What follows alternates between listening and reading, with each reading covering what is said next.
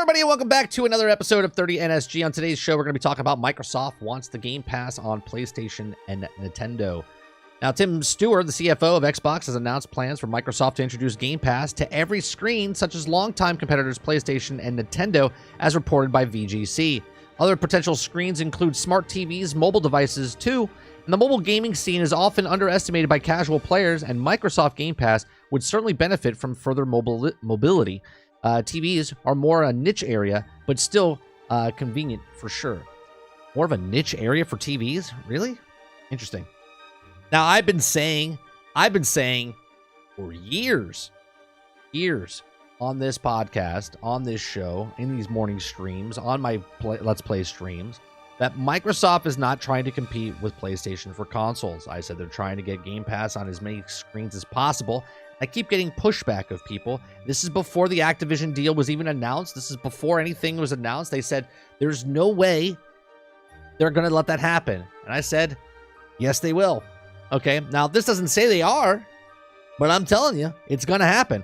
All of this is meant to improve margin expansion, and this would also open the door to a usual amount of freedom in the industry.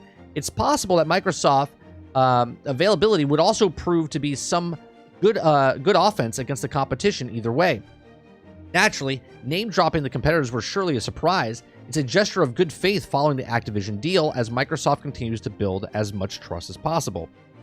However, it remains to be seen if Microsoft will stay on the path years after the transitionary period. This has been heavy emphasis on changing strategy. If successful, Microsoft could set a compelling trend, and it would be interesting if PlayStation, Nintendo, or other services would follow suit. But it's also unclear just how PlayStation and Nintendo fans would respond. These consoles each feature highly distinct franchise players often commit to the favorite consoles for exclusives that fit their playstyle. Now, the Game Pass has been a bit divisive as of alternating their tier models and pricing. However, it does have a strong library and remains to be an effective tool discovering both new titles and underrated gems. Indie games have also been an incredibly opportunity to shine through the Game Pass day one launch, since it's also a useful feature. Although Nintendo's pricing is back catalog and retro games, it's still a tough deal to compete with. So look, again, I've been saying that, can you imagine, like, why should Xbox go out and make a mobile device so you can play Xbox when there's people that make mobile devices, Steam Deck, like the Switch, right? Like any other handheld device, and let them, they already have the market, right? They already have a mobile market. Why make another one to separate the player base more when you can just get your games on that device?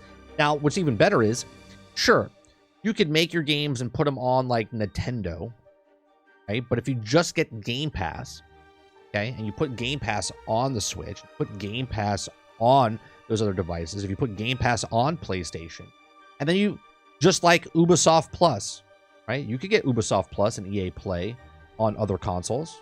What's the difference? Well, the difference is that EA doesn't make a console. Microsoft does, okay? And that's why there's this battle going on of Nintendo, PlayStation, Xbox, good or bad, who will win the war, right? But if Xbox didn't have a console and was just a Sega, was just another company that was just trying to sell games, then there would be no problem, right? They would just throw them on that. But because they're in consoles, and Xbox is like, we don't even care. Buy a console, don't buy a console. Buy a television, play it on your mobile phone. Play it on any device you want. We don't care. We're just trying to sell software. And I don't understand how this is a, like, mind-boggling thing to hear, considering that's how Microsoft succeeded in life, okay? They were making PCs and decided to make the operating system to put on all devices so you could just be a Microsoft user, okay? So now they're doing the exact same thing with Game Pass. They're taking Game Pass and they're trying, they would like to, put it on Nintendo, and Nintendo's like, well, we don't want it. It's like, well, let's look at the pros and cons.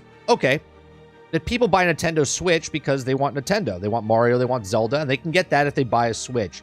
But they're also like, all right, well, I'm also going to buy an Xbox. But if I'm playing on Xbox, then I'm not playing on my Switch because time is time. But if I have a Switch and I can play Game Pass on my Switch, I'm buying the device from Nintendo. and I'm playing it on the device that I have. So Nintendo makes money off of the device. I'm staying on your Switch. And on top of that, I'm playing Xbox games, and you're getting a percentage of these games, of money-wise, on your service. So if they set up a deal where Game Pass is on the Switch, and your monthly payment of $10, $12, $17, whatever it is, they can make a percentage go towards them and be like, yeah, monthly you get a percentage if they play Game Pass games, right? This is more money, and Microsoft doesn't have to make a mobile device. Nintendo doesn't lose out the person's time because they're staying actually on the Switch. It's a win-win. Same with PlayStation. Your friends want to play games with each other. Hey, Timmy, you want to play? No, I'm on PlayStation. There's no cross-play. Sorry, bud. See you on the next one, right? Like, they're back and forth on who can play. If PlayStation, you can download Ubisoft Plus, you can download EA Play, well, why can't you download Game Pass and play games? Okay? You still make a percentage of money. You're still doing the stuff. So, remove Game Pass, right? Remove Game Pass. Now I'm putting Call of Duty. It's on PlayStation. People are playing on the PlayStation for Call of Duty. Well, Microsoft owns that now. They're paying money to the big bad Xbox. What's going to happen, right? Like, gamers shouldn't care where you play, and developers shouldn't care where you play. Now, the companies that make the consoles care because they want to sell more consoles. Well, one of the three companies doesn't care about selling consoles. They just want you to get on their subscription service, just like Ubisoft Plus, just like EA Play, and all the other streaming services that are out there. But these are just my thoughts. Let me know yours in the comment section down below. We're trying to hit 2,000 subscribers. Hit that subscribe button down below. Hit that like button. Let me know in the comment section what you think of this story, and I'll see you on the next one. Thanks for watching.